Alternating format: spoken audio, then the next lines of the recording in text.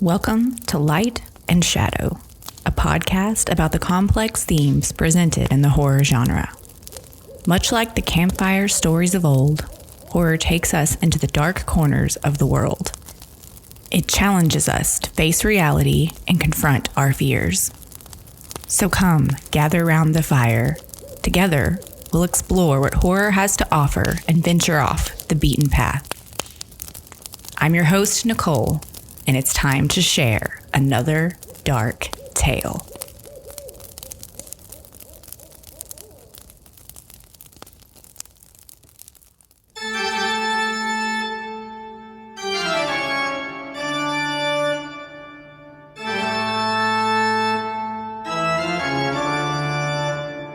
The Masque of the Red Death by Edgar Allan Poe.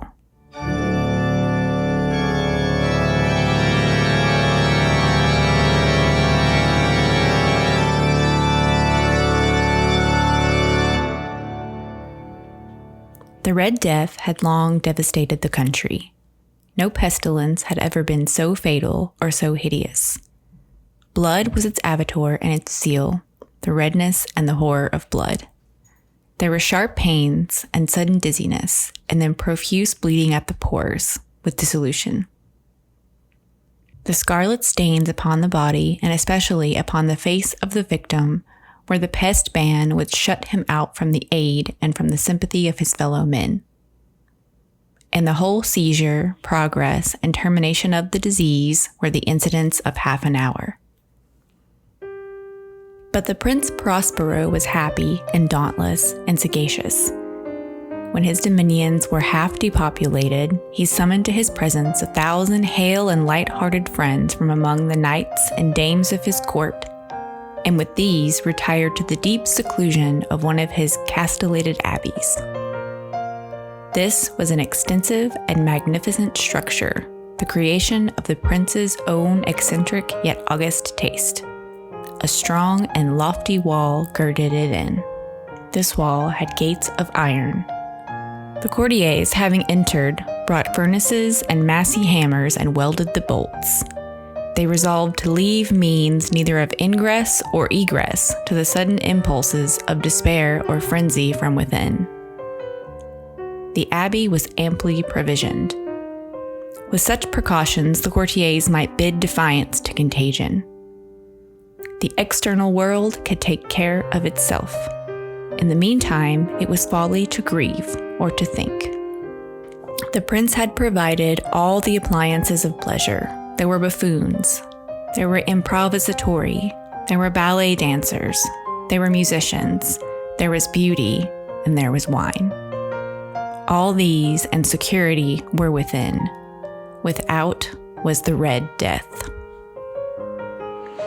It was toward the close of the 5th or 6th month of this seclusion, and while the pestilence raged most furiously abroad, that the Prince Prospero entertained his 1,000 friends at a masked ball of the most unusual magnificence.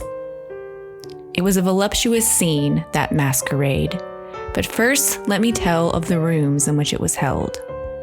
There were 7, an imperial suite. In many places, however, such suites form a long and straight vista, while the folding doors slide back nearly to the walls on either hand, so that the view of the whole extent is scarcely impeded. Here the case was very different, as might have been expected from the Duke's love of the bizarre. The apartments were so irregularly disposed that the vision embraced but little more than one at a time. There was a sharp turn at every 20 or 30 yards, and at each turn a novel effect. To the right and left, in the middle of each wall, a tall and narrow Gothic window looked out upon a closed corridor which pursued the windings of the suite. These windows were of stained glass whose color varied in accordance with the prevailing hue of the decorations of the chamber into which it opened. That at the eastern extremity was hung, for example, in blue, and vividly blue were its windows. The second chamber was purple in its ornaments and tapestries, and here the panes were purple. The third was green throughout, and so were the casements. The fourth was furnished and lighted with orange, the fifth with white, the sixth with violet. The seventh apartment was closely shrouded in black velvet tapestries that hung all over the ceiling and down the walls, falling in heavy folds upon a carpet of the same material and hue. But in this chamber only, the color of the windows failed to correspond with the decorations. The panes here were scarlet, a deep blood color. Now in no one of the 7 apartments was there any lamp or candelabrum amid the profusion of golden ornaments that lay scattered to and fro, or depended from the roof. There was no light of any kind emanating from lamp or candle within the suite of the chambers. But in each corridor that followed the suite, there stood, opposite to each window, a heavy tripod, bearing a blaze of fire that projected its rays through the tinted glass and so glaringly illuminated the room. And thus were produced a multitude of gaudy and fantastic appearances. But in the western or black chamber, the effect of the firelight that streamed upon the dark hangings through the blood-tinted panes was ghastly in the extreme, and produced so wild a look upon the countenances of those who entered that there were few of the company bold enough to set foot within its precincts at all. It was in this apartment also that there stood against the western wall a gigantic clock of ebony. Its pendulum swung to and fro with a dull, heavy, monotonous clang, and when the minute hand made the circuit of the face and the hour was to be stricken, there came from the brazen lungs of the clock a sound which was clear and loud and deep and exceedingly musical, but of so peculiar a note and emphasis that, at each lapse of an hour, the musicians of the orchestra were constrained to pause momentarily in their performance, to hearken the sound, and thus the waltzers perforce ceased their evolutions, and there was a brief disconcert of the whole gay company, and, while the chimes of the clock yet rang, it was observed that the giddiest grew pale, and the more aged and sedate passed their hands over their brows as if in confused reverie or meditation. But when the echoes had fully ceased, a light laughter at once pervaded the assembly. The musicians looked at each other and smiled as if at their own nervousness and folly, and made whispering vows, each to the other, that the next chiming of the clock should produce in them no similar emotion.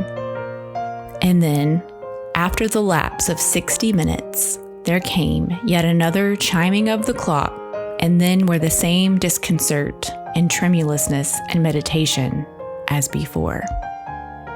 But in spite of these things, it was a gay and magnificent revel. The tastes of the Duke were peculiar. He had a fine eye for colors and effects. He disregarded the decora of mere fashion. His plans were bold and fiery, and his conceptions glowed with barbaric luster. There are some who would have thought him mad. His followers felt that he was not. It was necessary to hear and see and touch him to be sure that he was not. He had directed, in great part, the movable embellishments of the 7 chambers, and it was his own guiding taste which had given character to the masqueraders. Be sure they were grotesque. There were much glare and glitter and phantasm. There were arabesque figures with unsuited limbs and appointments. There were delirious fancies, such as the madman fashions. There were much of the beautiful, much of the wanton, much of the bizarre, something of the terrible, and not a little of that which might have excited disgust. To and fro in the 7 chambers there stalked, in fact, a multitude of dreams. And these, the dreams, writhed in and about, taking cue from the rooms and causing the wild music of the orchestra to seem as the echo of their steps. And, anon, there strikes the ebony clock which stands in the hall of velvet. And then, for a moment, all is still, and all is silent save the voice of the clock. The dreams are stiff frozen as they stand, but the echoes of the chime die away. They have endured but an instant, and a light, half-subdued laughter floats after them as they depart. And now again, the music swells, and the dreams live and writhe to and fro more merrily than ever, taking hue from the many-tinted windows through which stream the rays from the tripods. But to the chamber which lies most westwardly of the seven, there are now none of the maskers who venture, for the night is waning away, and there flows a ruddier light through the blood-colored panes, and the blackness of the sable drapery appalls. And to him whose foot falls upon the sable carpet, there comes from the near clock of ebony a muffled peal more solemnly empathetic than any which reaches their ears who indulge in the more remote gaieties of the other apartments. But these other apartments were densely crowded, and in them beat feverishly the heart of life. And the revel went worryingly on, until at length there commenced the sounding of midnight upon the clock. And when the music ceased, as I have told, and the evolutions of the waltzers were quieted, and there was an uneasy cessation of all things as before. But now there were 12 strokes to be sounded by the bell of the clock, and thus it happened. Perhaps that more of thought crept, with more of time, into the meditations of the thoughtful among those who reveled. And thus, too, it happened, perhaps, that before the last echoes of the last chime had utterly sunk into silence, there were many individuals in the crowd who had found leisure to become aware of the presence of a masked figure which had arrested the attention of no single individual before. And the rumor of this new presence having spread itself whisperingly around, there arose at length from the whole company a buzz, or murmur, expressive of surprise, then finally of terror, of horror, and of disgust. In an assembly of phantasms such as I have painted, it may well be supposed that no ordinary appearance could have excited such sensation.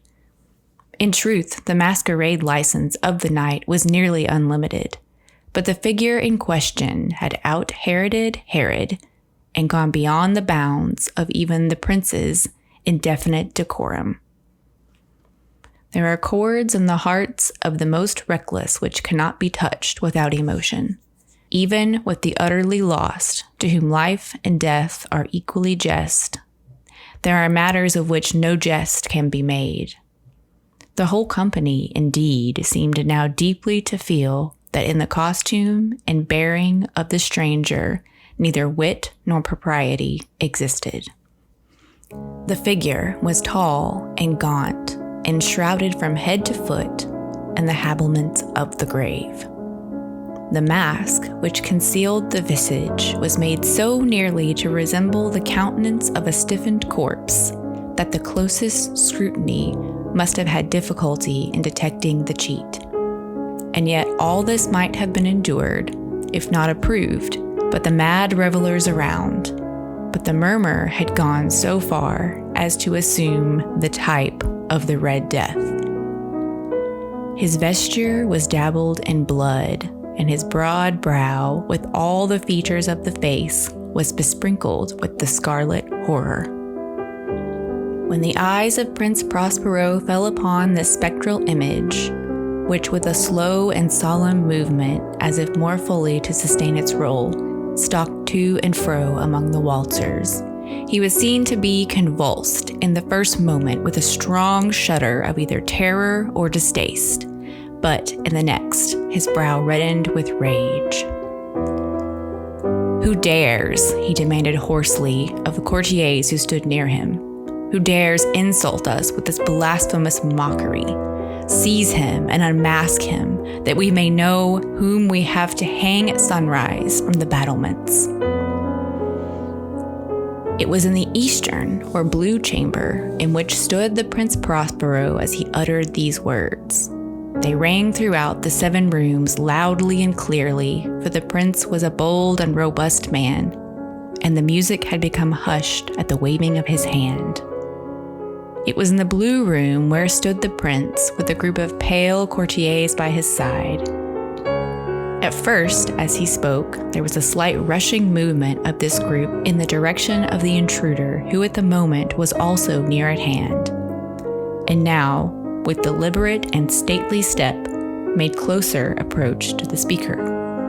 But from a certain nameless awe with which the mad assumptions of the murmur had inspired the whole party, there were found none who put forth hand to seize him, so that, unimpeded, he passed within a yard of the prince's person, and, while the vast assembly, as if with one impulse, shrank from the centers of the rooms to the walls, he made his way uninterruptedly, but with the same solemn and measured step which had distinguished him from the first, through the blue chamber to the purple, through the purple to the green, through the green to the orange, through this again to the white, and even thence to the violet, ere a decided movement had been made to arrest him.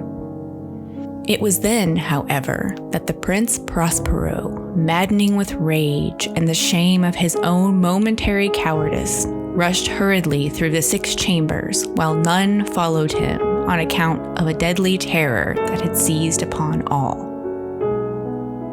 He bore aloft a drawn dagger, and had approached in rapid impetuosity to within 3 or 4 feet of the retreating figure, when the latter, having attained the extremity of the velvet apartment, turned suddenly and confronted his pursuer. There was a sharp cry, and the dagger dropped gleaming upon the sable carpet, upon which, instantly afterward, fell prostrate in death the Prince Prospero. Then, summoning the wild courage of despair, a throng of the revelers at once threw themselves into the black apartment, and, seizing the mummer, whose tall figure stood erect and motionless within the shadow of the ebony clock, gasped in unutterable horror at finding the grave cerements and corpse-like mask which they had handled with so violent a rudeness, untenanted by any tangible form. And now was acknowledged the presence of the Red Death.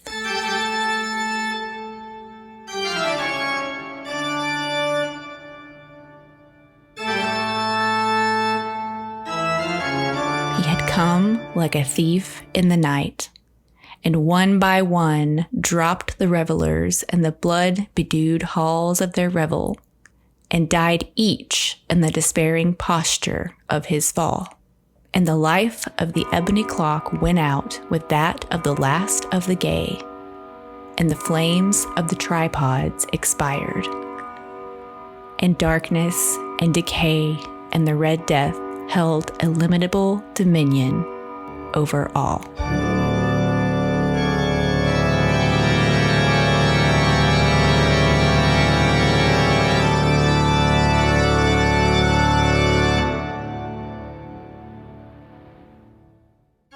Thanks for tuning in. You can find the show on Instagram and Facebook at Light and Shadow Pod. If you really love the show, you can sign up to become a supporter on Patreon for early access to all episodes and more. Please rate, review, and subscribe to help other people find the show. Until next time, stay spooky.